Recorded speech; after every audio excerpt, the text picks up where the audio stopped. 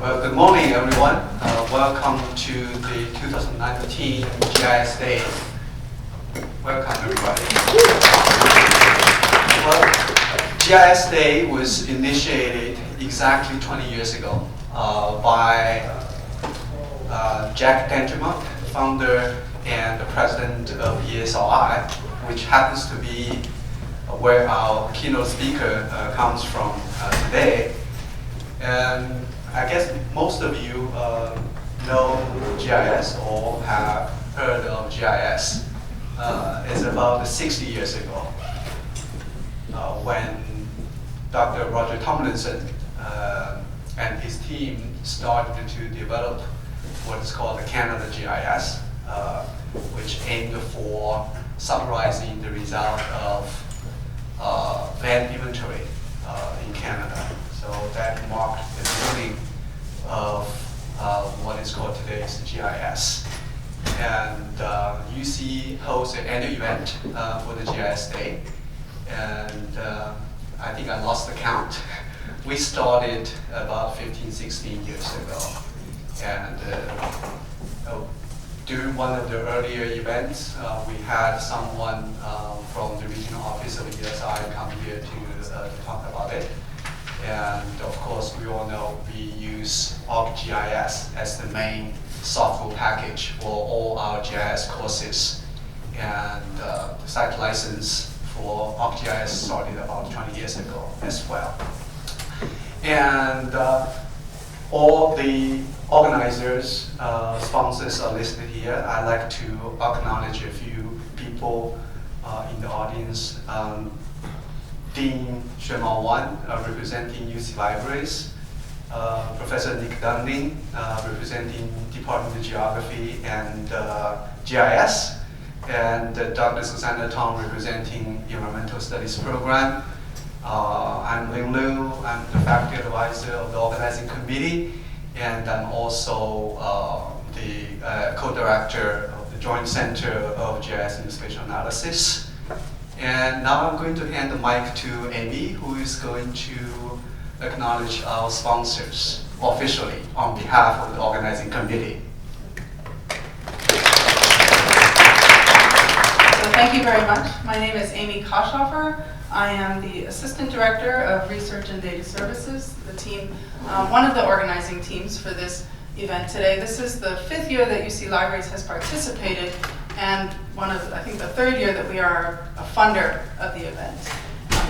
I am part of the Research and Data Services team, and we are very interested in engaging researchers for partnerships to explore research efficiencies and in major areas like data management, data analytics, and bioinformatics from our health sciences library, and we are very interested in extending our support for GIS.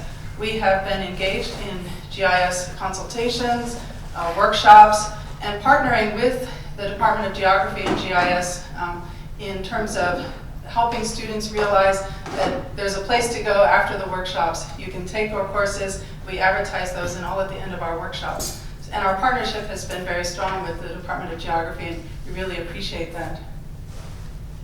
I wanted to acknowledge that we have these partnerships through our students who work in the GIS consult lab, in our research labs at GMP. So Jiwan, Yao is there, and Jenny Latessa over there. If you are wanting to begin your GIS journey and you just need a little bit of support, you can come and work with the students, and they'll help you get started on your projects. Jiwan had the great fortune to go to the summer school at the University of Illinois, Urbana-Champaign over the summer, and had a very extensive GIS experience there.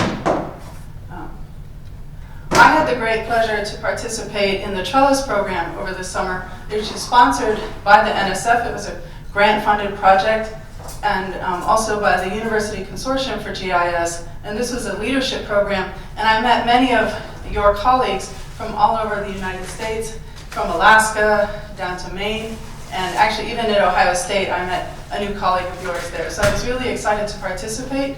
Next year's program will be in Hawaii, so look out for the invitation to participate and be accepted to the program.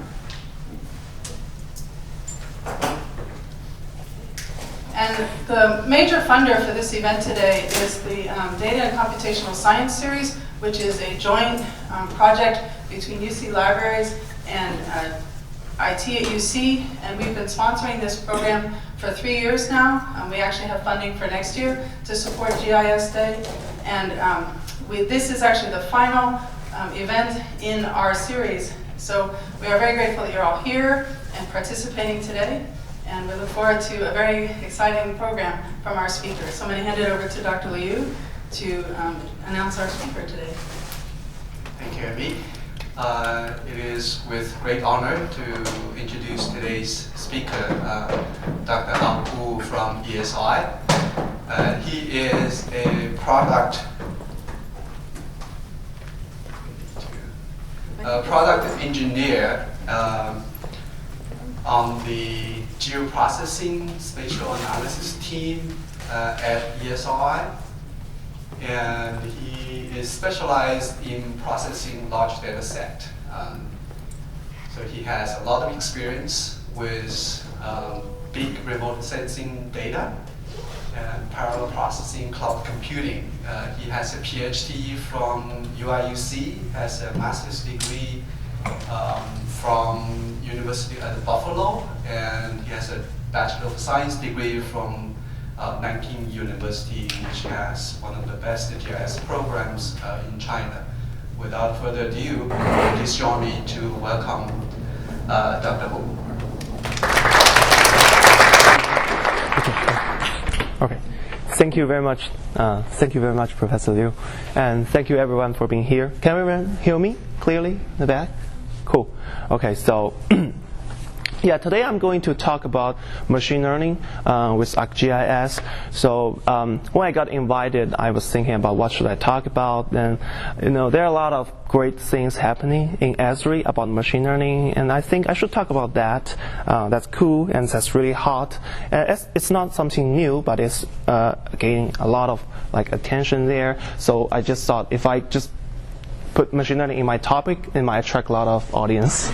And if possible, I would like to throw all this kind of buzzword in my topic, so everyone would be kind of really intrigued about wow, what Esri is doing about machine learning. So, and you can see this kind of word cloud of different terms, definitions about machine learning and deep learning. If you Google that, what's the difference between artificial intelligence, machine learning, and deep learning? It's kind of intimidating to me, actually, to be honest, to see so many things, new technologies, new papers coming out. So just want to set you with kind of some context about the definition of artificial intelligence, machine learning, and deep learning.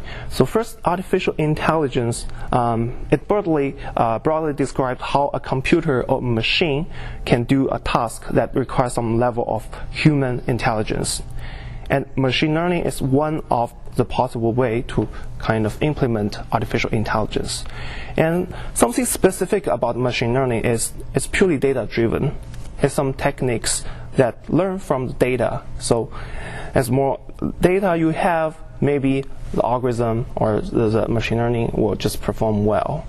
And recently, there's really kind of a harp about deep learning. So how deep learning is different from machine learning, as we can see, with the amount of data increasing, deep learning actually performs well in terms of prediction, classification, and it essentially just do kind of good inference with the amount of data you have.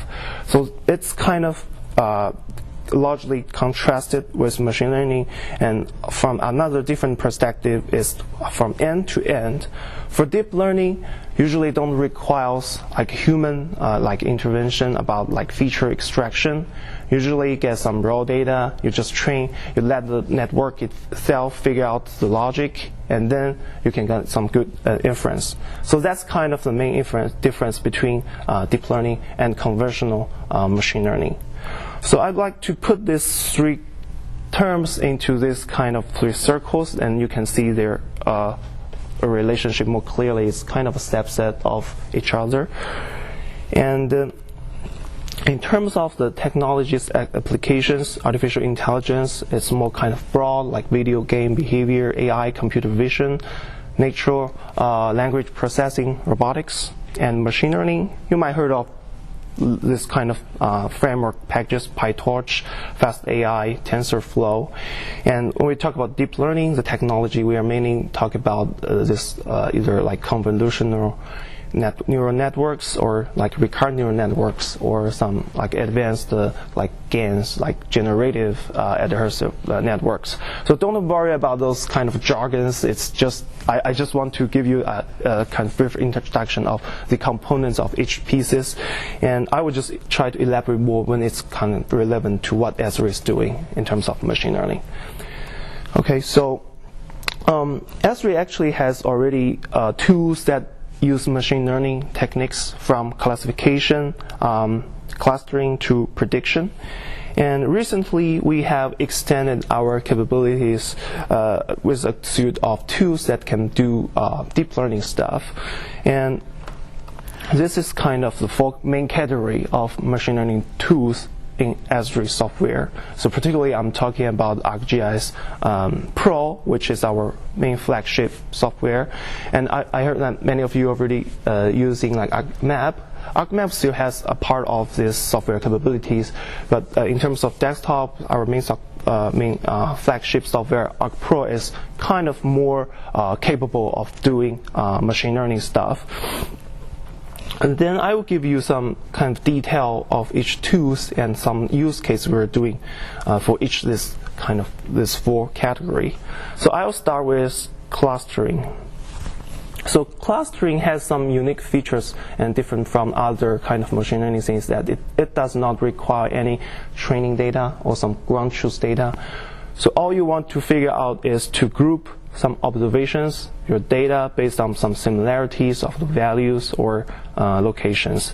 Considering this use case, you have a kind of traffic report, and in this case is a traffic alerts by Waze, a company collecting all this kind of traffic data. And if you don't do any kind of analysis, you will just see a point cloud along the road network, which does not make too much sense to you. And in this case, we apply a density-based clustering method. So we can see some patterns. So how those data are clustered based on, in this case, would be locations. And we even create this kind of reachability chart, so we can see on the value of this kind of chart, there will be kind of the center of the cluster, and at the top, those are like noises, and the like distance between each of these density point is represent their closeness. So that's why we call it like a reachability chart. And to do this kind of clustering thing, there are a suite of tools like spatially constrained multivariate clustering, multivariate clustering, which is based on very famous like k-mean clustering method, and also we have density-based method as I show in this scenario. Image segmentation, hotspot analysis, those are kind of based on statistics, and space-time pattern mining. So we are doing cluster based on not only the location but also the temporal dimension. And prediction is another like major effort that Esri software spend a lot of time on in terms of doing machine learning stuff. You can consider prediction as the simple definition is about predict estimate unknown values based on known values. So in this case, we will have some sample points to show the local temperatures, and in case you only have like weather stations that to collect some sample data, but what you are really interested in is kind of create a surface of temperature, and that's where you need prediction. In this case, it's more like interpolation. And Esri spent a lot of efforts developing those interpolation methods, starting from kriging, and probably most of you already know. And we have this kind of advanced technology called empirical Bayesian kriging (EBK), which allows you convert contrasted to traditional kriging. You have to kind of tune your own parameters, right? So you have to visualize your semi-variograms to do your hyperparameter selection. In EBK, empirical Bayesian kriging, just automate the process by doing a lot of simulation and like subsetting. So it's quite kind of intelligent way to just train the model based on your data. And based on that, there are other like EBK regression predictions, which allows you to incorporate like multivariables when you're doing interpolation, and ordinary least square regression, graphic weighted regression, which are kind of very conventional methods mentioned in the literature, has been there for a while. And another category of machine learning tools would be the classification. Those are mainly for imagery based, so like raster data, imagery collected from remote sensing image or aerial photograph. And so the goal here is try to either do object detection or image classification. And in this case, we will have some workflow involving training data. Like you have some ground truths, and you know that those ground truths you need some maybe human efforts to label the ground truths, and you select one of the machine learning models. Could be like maximum likelihood classification, random cheese, SVM support vector machine. You train the model, and you use the model on like testing data set, a new remote sensing image. You try to figure out the land cover classification or those kind of things during this with this kind of classification goal. And based on the classification, Esri also extend the capability as mentioned using deep learning. So as I briefly mentioned before, deep learning you don't actually require some human efforts to try to extract those features, but still you need to have some training data, but in a way that is user just throw. In this case, I'm presenting like a swimming pool detection in Redlands. User just need to identify the image, small chips that tell it whether it's a swimming pool or not, and build this complicated convolutionary network. In this case, we have this single-shot multi-box detector, and it will train the models. Because it's deep learning, it usually requires a large amount of data, so the training time is usually very time consuming. In this case, it's like 4 to 5 hours. And it has some dependencies on your infrastructure, I mean like hardware. So GPU, compared to the traditional CPU, is much suitable for deep learning stuff. But we get some pretty good kind of performance.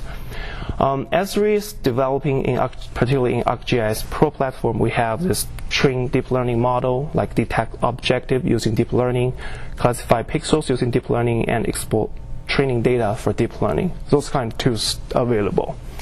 And in order to give you a better kind of idea of what Esri do for machine learning, I'm going to show a really kind of simplified demo. So this demo is based on like training included workflow for imagery machine learning classification. Before I do the demo, I will show you this diagram. This is kind of standard workflow as we do for image classification task. Like first, we have some image data, we have some training sites, and we want to generate some training samples. So those are training samples that will be considered as ground truth data. And with those ground truth data, we feed them into either pixel or segment-based machine learning algorithms or deep learning-based algorithms. We have this training engine things to figure out, trying to train the models, and we got the model definition file. And with the model definition file, we just do like inferencing tools, try to get some inferences on like new results, whether they're kind of making sense. So the demo I'm going to show is a quick one about doing land cover classification using the flagship desktop software called ArcGIS Pro. And for those of you who are not familiar with land cover mapping, so actually this is a very powerful way to annotating data. Like you have some remote sensing images, and you are interested in monitoring the ecosystem change, the urban expansion, or even you want to just detect some illegal constructions over time. So you can use this kind of land cover mapping technology. So the quick demo I'm going to do, I already prepared the data. So let me first bring you the software interface of ArcGIS Pro. And so this is a remote sensing image of kind of the region of Cincinnati. So you can see the Ohio River. It's not a very high spatial resolution image, because for the interest of time, I'm going to train the model on the fly. So hope it will be really quick. I don't want to try with a really big data. And this is remote sensing image from Landsat. So it's a multispectral remote sensing sensor. So in this case, I only display 3 colors, 3 band information: shortwave bands, near infrared band, and blue band. I'm going to use those 3 band information, try to identify some land classification types, such as water, developed regions, and forest, and then I want to use that, train the model, and do the classification for this whole image. So following the step, the workflow I mentioned before, we have this imagery kind of collection ribbon. We start with the training sample manager. So in this case, we will draw some kind of like polygon or segment, like feature segment, try to identify their categories. So I have some water boundaries drawn here along Ohio River, and some developer regions. Let's see, kind of those polygons. I just consider them as one single category of developed regions. And then the last category would be the green, considered as vegetations. And you can see probably not very clearly. So this is one polygon I drawn, and this is another one. So I only want to classify those image into these 3 categories. So let's see if I want to try to save that, which I believe I already did. So you will let me bring the data here. Okay. And this would be the training test data set created from the training sample manager. So if we open the attribute table of this data, we'll see some feature information of the polygons I drew before. And let's explore that. You can see the class name, water, development regions, and green representing vegetations. So in order to do the model training, we need to open let's go back to the remote sensing image, go to the classify tool. So in this tool, we have different kind of classifier. So those are kind of traditional machine learning algorithms, ISO cluster, maximum likelihood, random trees. So random trees is kind of imagery classification version of the random forest. And then support vector machine. So let's do support vector machine. And I will use the training sample I pre-generated. And let's leave this maximum number of sample per class is 500. Yes. Either way, I'm not creating that many samples. And if we want to do some like segmentation, meaning like object-based detection, we can select segmented image. But in this case, let's just stick with the simplest like pixel-based classification. And this tool will output a classified dataset and classified definition file. So what we are really interested in is this class definition file. Basically, it will give you all those kind of optimal parameters for the support vector machine learning models. And if you run the tool, it will try to do the training. Because this, as I mentioned, this is our coarse resolution imagery, and we don't have much kind of sample data. this is really quick.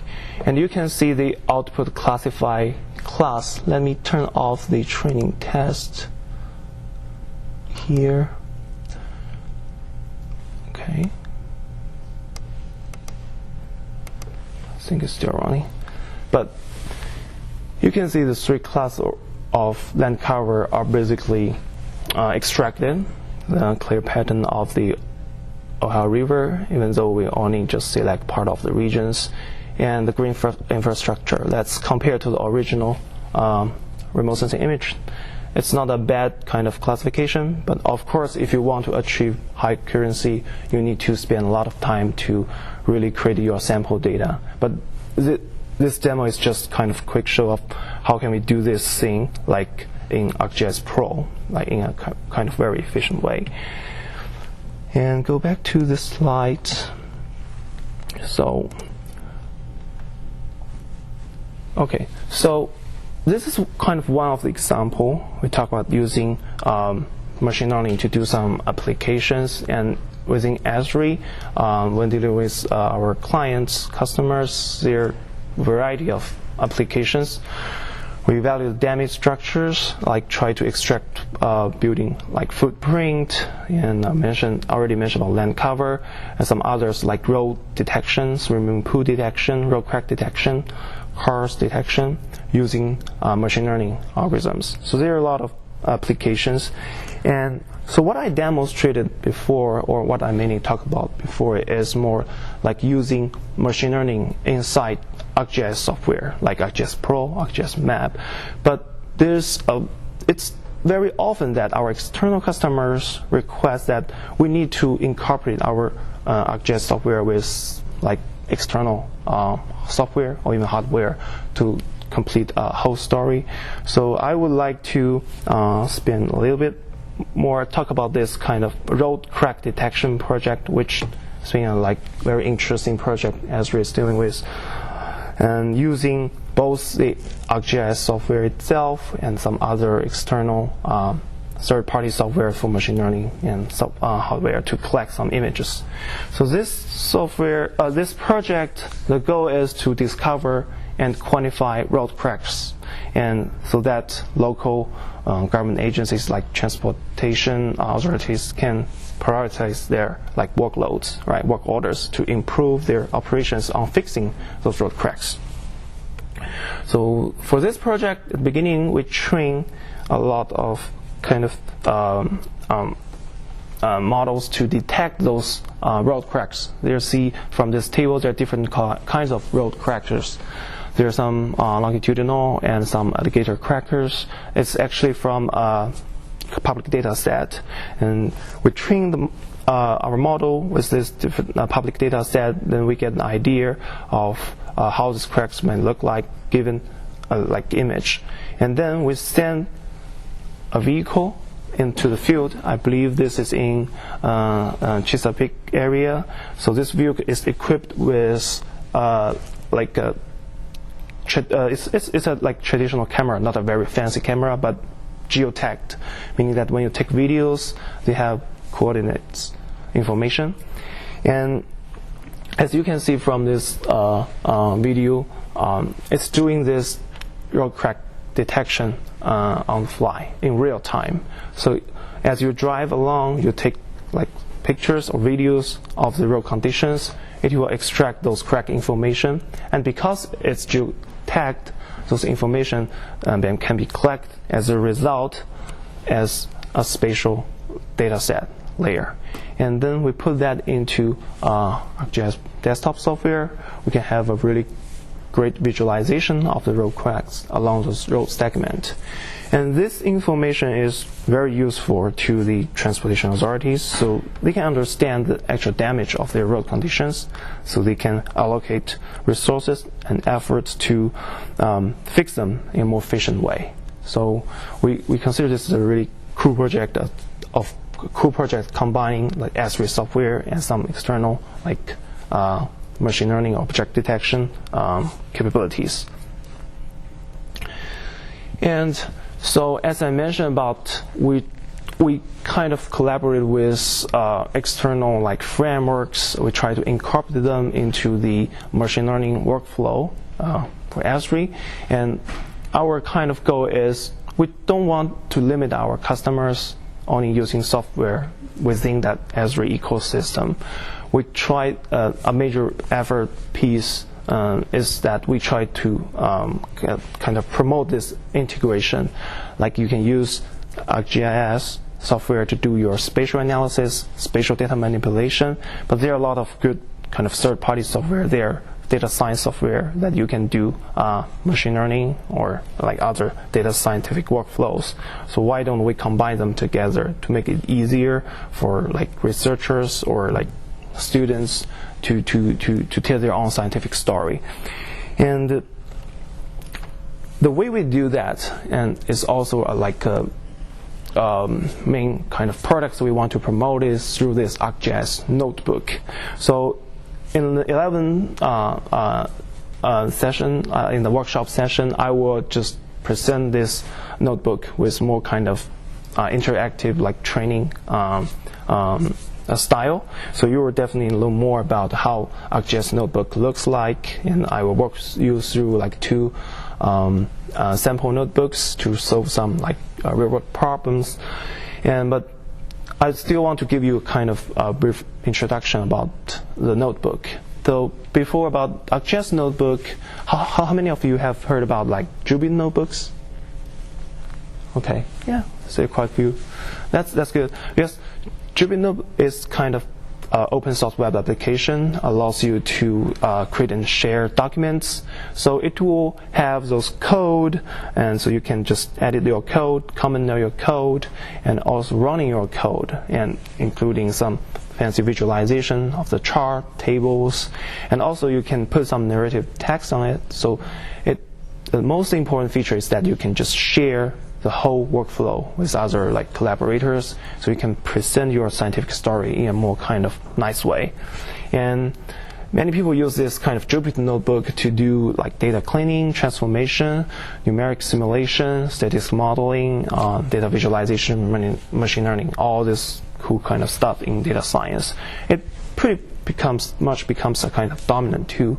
And the original version of Jupyter notebook are supporting like 3 language, so it's Julia, Python, and R. That's why it's called Jupyter Notebook. It's kind of like an acronym for those 3 tools. And so within Esri, we're thinking that why we should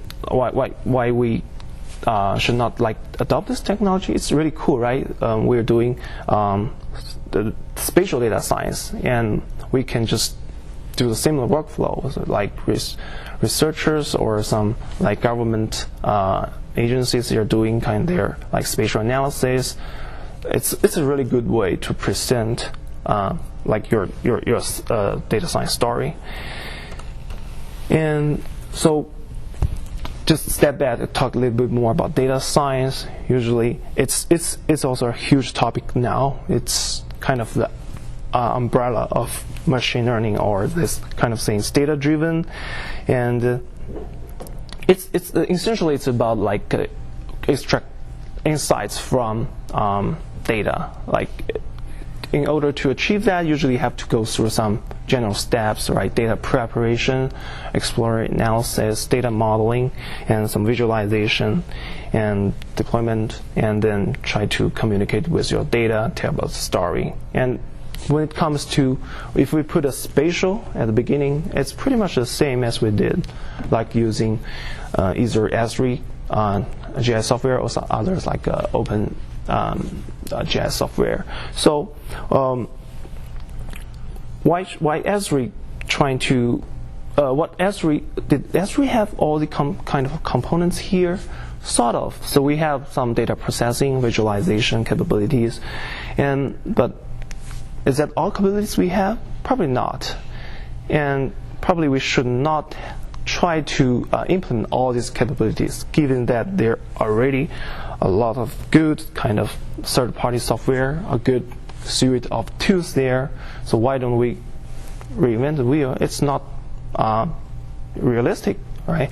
And so I would like to give you an overview of some like really nice Python libraries for data science, like NumPy for processing arrays, metrics, Pandas for data manipulation, SIBO statistical visualization, and scikit-learn machine learning, and also some deep learning frameworks which are popular nowadays: TensorFlow, PyTorch, Keras, those kind of things. And so, given this kind of libraries are gaining a lot of attentions, so they're widely adopted in the community, data science community, and there are a lot of contributors. And you think it's also a great benefit for us, like as a GIS analyst. So I assume you might think while you're doing some research, is there an easy way that within ArcGIS, while you're using Esri software, is there an easy way that we can access those powerful data science libraries? And on the other side, for those data science, maybe they also think about they need an easy way to incorporate spatial in their work, meaning is there a way to access spatial data easily, visualize spatial data easily, and also perform some spatial analysis to some easy way to build spatial information product. So actually we can see there's a need from the two ends. So we start thinking how can we leverage the power from both sides. And it turns out ArcGIS Notebook is a solution. So it's kind of a new capabilities for integration modeling and scripting, and it really combines all of these things into kind of one place.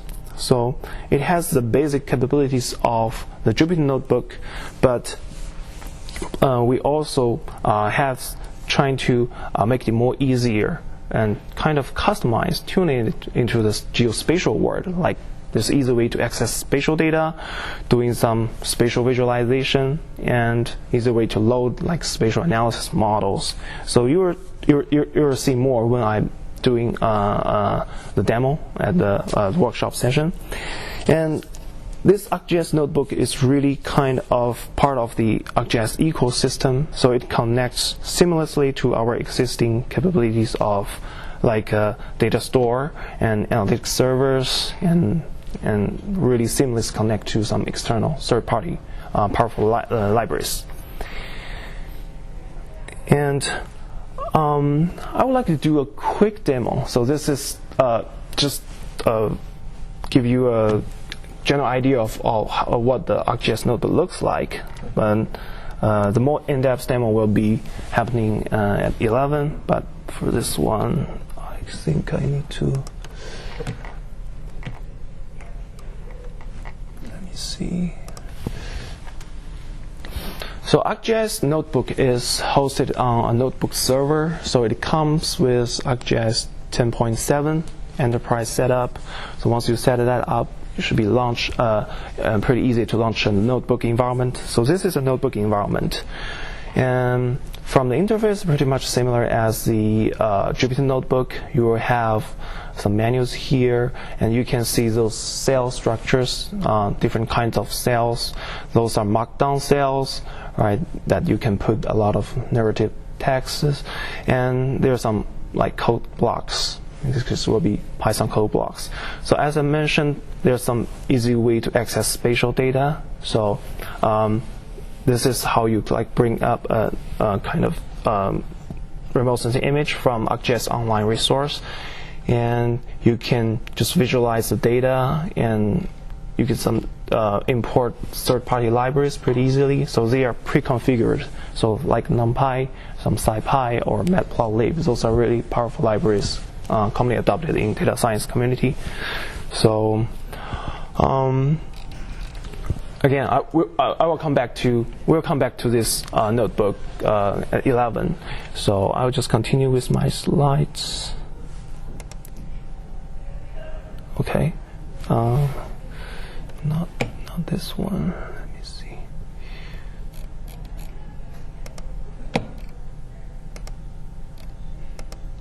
Okay. So ArcGIS Notebook really sits at the kind of intersection of ArcGIS and open data science. So as mentioned, we don't want to limit users. We're definitely not against open source software, and we try to actually encourage, especially for university students or like researchers, to just embrace them. That's another kind of motivation. We provide this kind of platforms, so it trying to cut across like two different domains, which used to be kind of separate. All right, so I've been talking about some general machine learning tools, capabilities, put them into categories in ArcGIS software itself, and then I talk about the notebook, so which is kind of a new way to do like machine learning or deep learning stuff or general spatial data science in a more kind of open way.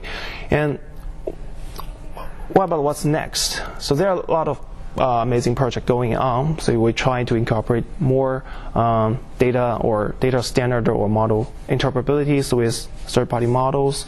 We're trying to improve the software qualities of those machine learning packages. But here I really want to mention three kind of very cool things about what we're doing in terms of machine learning. So one of the project is called the image translation using cycle GAN. So GAN is a kind of deep learning model, generative adversarial networks. So we want to generate map tiles from satellite image. So if you're using Google Map, you might not familiar with these two style of maps, right? One is from remote sensing image or aerial photograph, like you can just see the actual scene of the geographic features. Another, which is more costly to prepare, is map tiles, right? You have to annotate the data, do some classification, and with this kind of GAN technology, you can actually train a lot of existing like map and tile and imagery, and then you can smartly create those map tiles from the remote sensing image. And the logic behind that is there are two kind of networks competing with each other. One is called the generator, so it will generate some fake kind of map tile images from remote sensing image.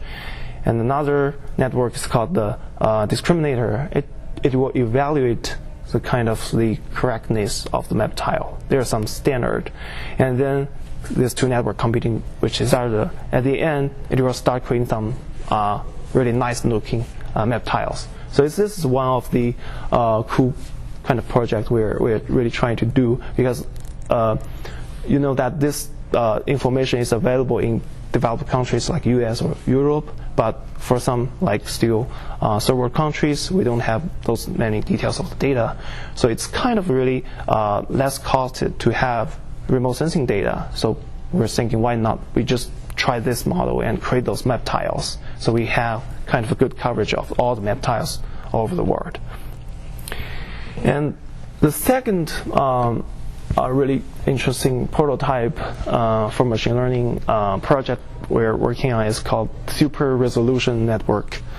And it's actually the idea is pretty simple. Like on the left you will see really coarse imagery, right? And sometimes you really want to get to the details. You want to remove those kind of pixelation style. And we have a lot of high resolution imagery and resampled. It could be true, like a low resolution imagery. So we train that with this super resolution network models. And then if we have like coarse imagery, when we zoom in, it will smartly kind of generate using this super resolution network to remove that pixel effect. So it looks simple, but the training behind is really complicated. It's still generating some fake data. You can consider it as interpolation, but it's more kind of a machine learning based or deep learning based interpolation.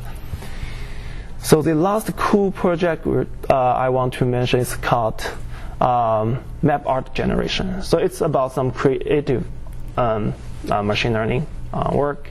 So let's see, on this top left picture is a geographic feature in North Africa called the Eye of Sahara.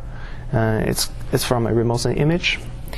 And on the top is a famous painting, Starry Star, by Van Gogh. And how many of you heard about the phone app that you can take a selfie and you select the artist style and then you render your selfie into that style? So we think it's really cool to do that to the maps. So by combining these two, we have the actual image of the geographic surface and the artist style. So we can create kind of artistic look of our geographic features. You might think, what's the realistic kind of application of that? Actually, there's one. Like, we call it cartographic style transfer. So in deep learning technology, the term is called neural style transfer. Consider you have on the top, on the bottom right, it's a street view map of Manhattan, right? And on the top right here is actually a first. It's actually the first world atlas created in maybe 15th centuries, like by an author called Ortelius. And if you use this kind of idea of cartographic style transfer, you can create Manhattan in like Ortelius style. So that's just some kind of creative map generation, because we create maps, so maps is kind of art, right? It never bothered to create some like nice looking maps. It's just what at least I think is a very cool application we're doing with machine learning and technology. So that's pretty much it of what I prepared. Here just list some additional resources if you're interested. And I'd like to thank you for your attention, and again, thank you for inviting me here. So it's my pleasure to talk about this cool stuff happening in Esri.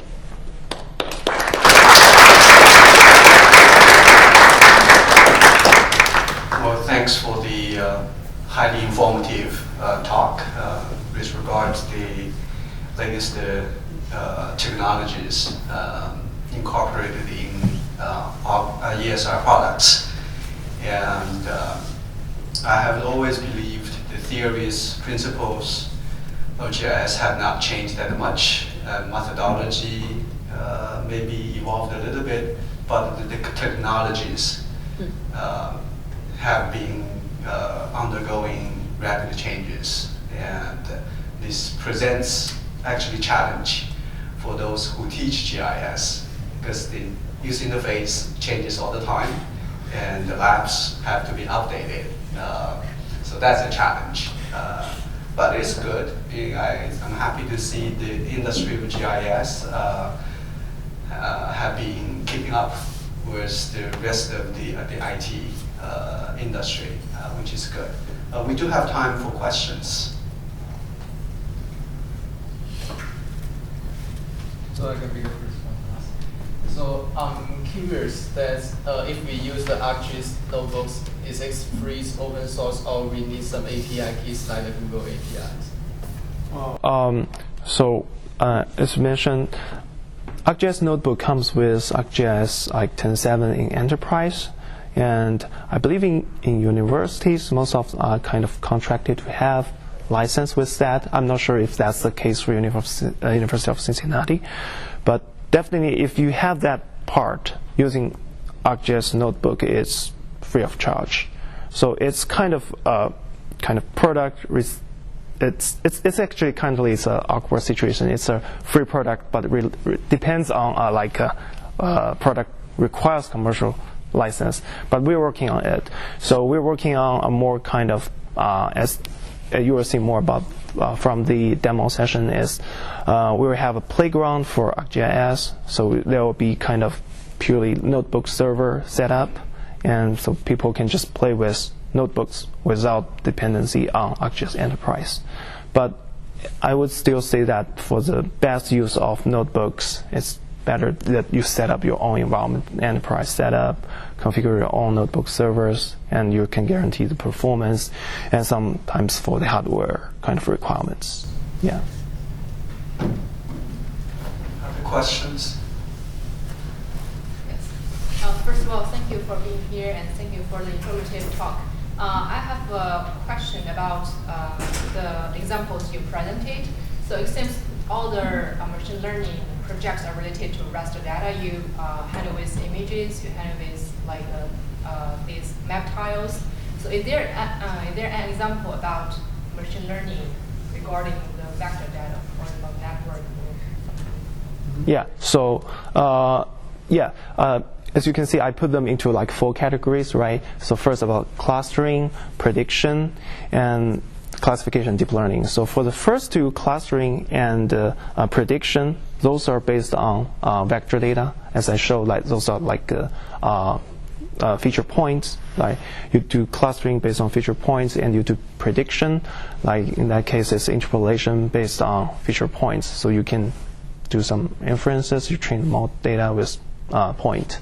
So there are definitely some tools and a lot of cool projects we're working on with feature data based machine learning. So yeah. Thanks for the great talk. But I have a question. For the object detection task, did you in Esri use a pre-trained network CNN like ImageNet or COCO, or you just start from scratch? Well, it depends on where you start the tool. Like in ArcGIS Pro, so we have the object detection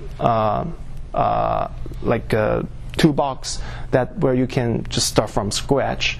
And if you are using like a notebook environment, and you can just bring third-party kind of data or do some kind of transfer learning things, and then you can leverage kind of pre-trained data.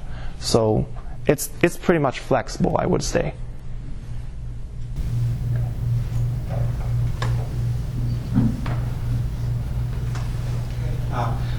The first question touched on the site license issue, and at the moment UCIT manages the license.